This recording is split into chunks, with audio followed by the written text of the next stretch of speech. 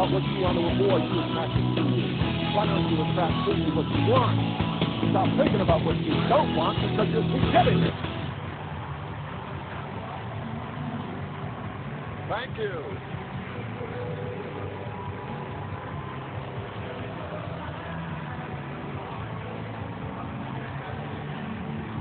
Thank you.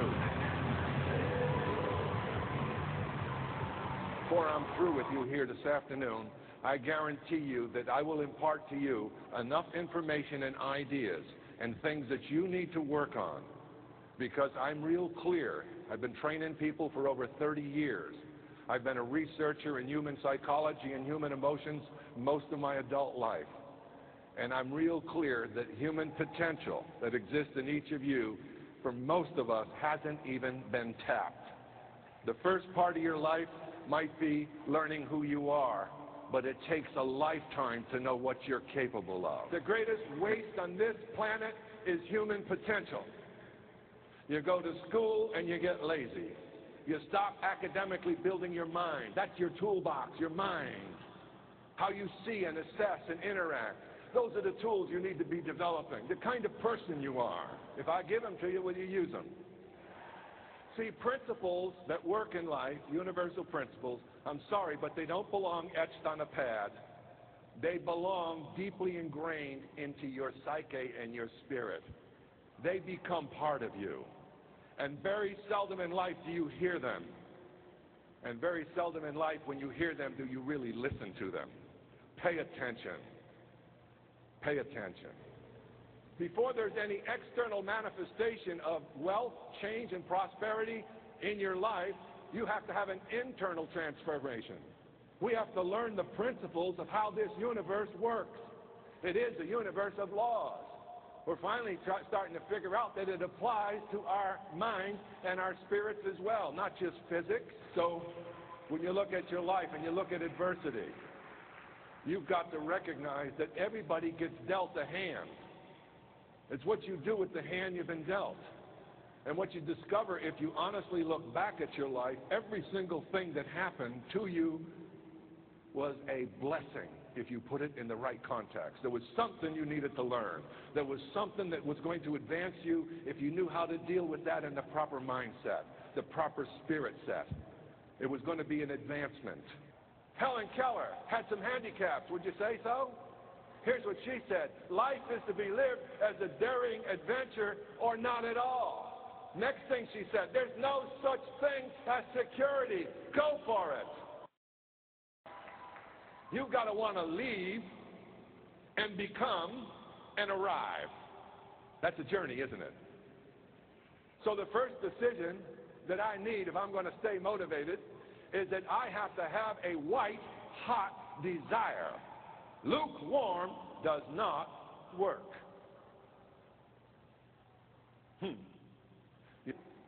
You see, there's only two types of people on this planet. There are those who are inspired, and there are those who are not. And for everyone that is inspired, there are hundreds who are not.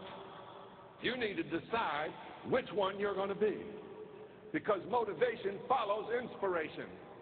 If you're not inspired, you're already half dead. Rigor mortis is set in your spirit and your mind. All the winners in life make a decision. They have a discipline about the decision. They include and endure the discomfort with a different attitude than the losers. It's all here. Oh, you don't like to hear that, do you? Well, I'm so happy to see that after many years that the people are becoming more and more aware of ancient teachings.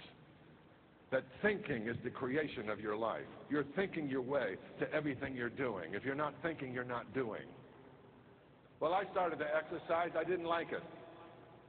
Later on in life, I remember the words of Emerson and felt them so powerfully when he said, "Do the thing, and you shall have power.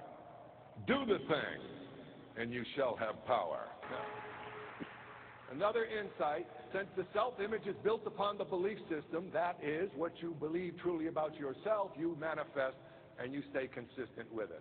To translate that, if today you're sitting here believing you are incapable, I got news for you, you've already proven it.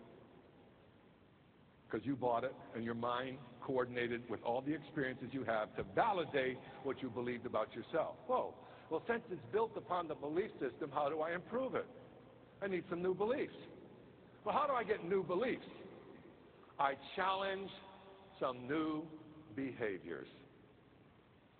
I've had people, when I used to do certain seminars, and I'd say, how many of you are terrified of public speaking?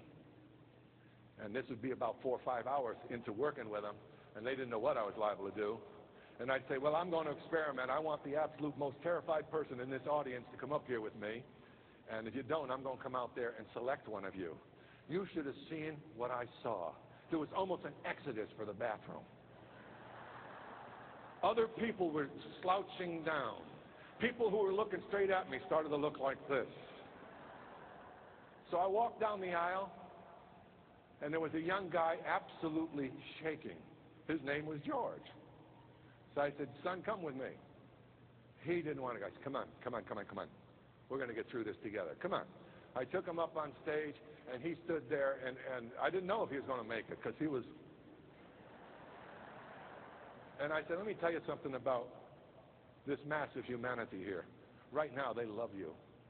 Right now, you are everything that they think they can't do, and you're proving to them what courage you have. The audience broke into spontaneous applause. I said, see, you misread these people. You think they're up there, they're there to judge you? No, because you were vulnerable. Because you put your weakness on display, you became so powerful they fell in love with you. Why are you hiding from what you're weak in? Work on it. Get better. It's not that big a deal. It takes the same amount of energy to become enormously successful as it does to fail. Yeah. How about the human mind? How about the thought process? We have never really been trained of how powerful your mind is. We've not been trained. Great thinkers in the past have told us, but they may have said it in a subtle statement, like, as you think, so shall you become. A man's life is what his thoughts make of it all day long. Disraeli, I have brought myself to the realization through intensive meditation that a human being with a settled purpose, a goal, must accomplish it. For nothing can resist the human will that will stake even existence upon its fulfillment. Are we made of that stuff? Are we made of that stuff or not? Is that the human potential for each of us? We got to stop looking like the next guy has it, the next gal has it, and you don't. There's your problem. Your whole life is nothing more than your imagination going all day long, 24 hours a day. Did you know that?